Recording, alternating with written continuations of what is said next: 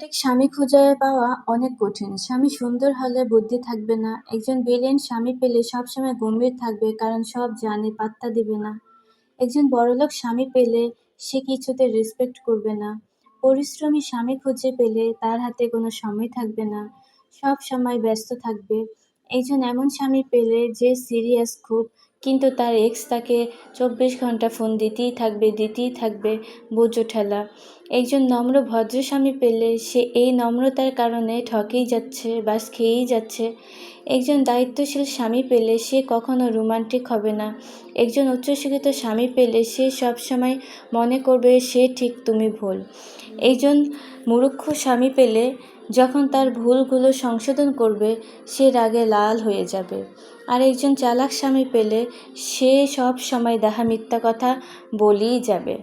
স্বামী কেমন তা তোমাদের নাই বললাম, তোমাদের স্বামী কেমন সেটা অবশ্যই কমেন্টে জানাবা।